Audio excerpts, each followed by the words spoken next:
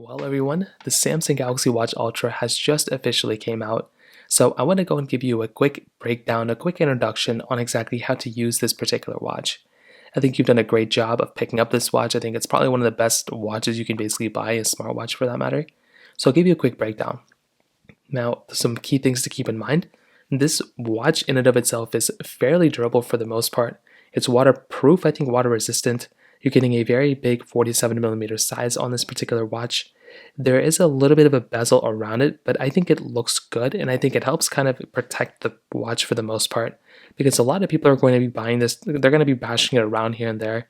So having a watch that looks like this I think is a really, really good option. Now, you can see around the particular watch, you have this little bezel. It is a touch bezel, like if you touch it, you can go and kind of move around a few things, which is really cool. A big thing to keep in mind though is that within this watch, I'm hoping you already set it up. I've already gone through an initial process on my second channel on how to set up these particular watches, so you can follow that.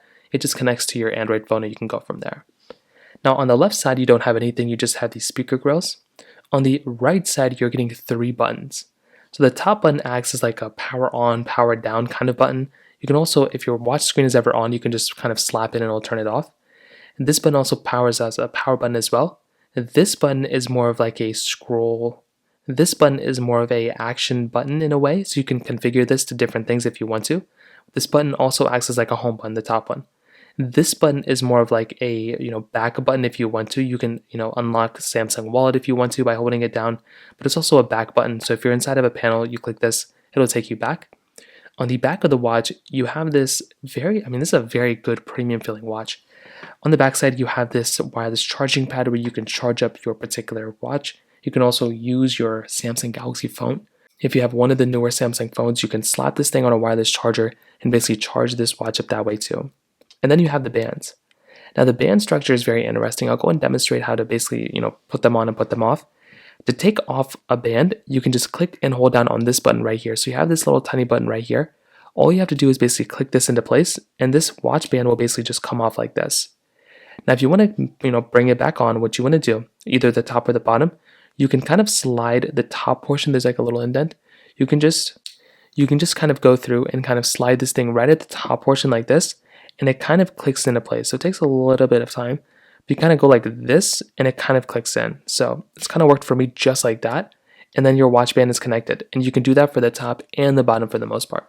So that is that on the outside, on the exterior. I think these are very nice watches. And like I said, they feel very, very good in the hand. But that is basically the outside of these watches.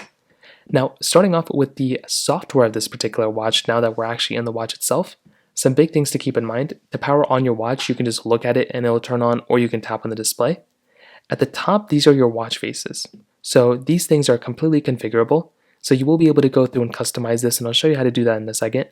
If you swipe to the left side, you'll find that there's little apps and little notifications all over the place.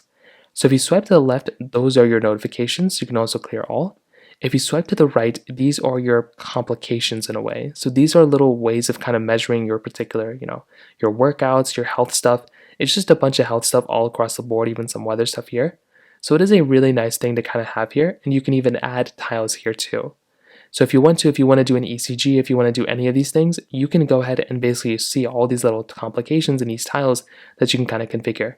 You can also kind of drag along the top just like this on your bezel, and you can kind of go through and like choose a different thing if you want to. It's like almost like clicking on the display, but not really. It's like kind of in the middle. And I think that's a really nice thing going on here too. Now, if you ever are in a situation where you're in a panel and you don't know where you are, or some things are looking weird, you can either click the back button to go back, or you can click on the top button to bring you back home. Clicking the top button will always bring you back home, whereas clicking on the back button will just take you back to the previous page you were just at. So that covers the left and the right side.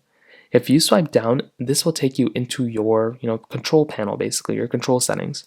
So this panel has a lot of stuff inside of it. So you can go through and kind of change up exactly whatever you want to here, which is something that's really nice. So you can see your battery percentage at the very top. So this is a convenient thing. You can just see how much battery you have here. You can power down your watch just by clicking on that power button right there. If you click on the settings, it'll take you right into settings. And like I said before, if you ever want to go back home, click on the home button and it'll take you back. Swiping back down, you can see you have your low power mode option, your watch if you want to go and have that watch icon. Your sound and vibration is right here. Swiping to the next page, you can turn on your flashlight, your brightness if you want to edit that, do not disturb mode, sound, Wi-Fi, and there's just so many things here that you can go and kind of configure. And you can even add certain things by clicking here. So it's a really, really cool thing going on for this watch. Now going back home, we can also swipe up, and this will take us into our app library. So these are all of the applications that we basically have inside of our, inside of our watch. Sometimes our phone will also download an application that our watch has, vice versa. So that is just one thing to keep in mind here, but it's kind of nice because your phone is like, and your watch are very much connected in this case. So if you ever want to open up an application like Google Messages, you can open up Google Messages and find all your stuff here, which is nice. Going back home, we can swipe up and you can find all these applications, which is really, really nice. Now, if you want to change the order of these apps, you can hold down on an application like this and you can move it around and you can drag and drop a watch app wherever you want to. So if you want to drop it here, you can go and do that. You can make folders. I kind of wish I didn't do that, but you have that type of option there, which again is a very nice thing to have there. Now, there's a lot of apps that you may already know about, but some big ones to keep in mind are Samsung Health.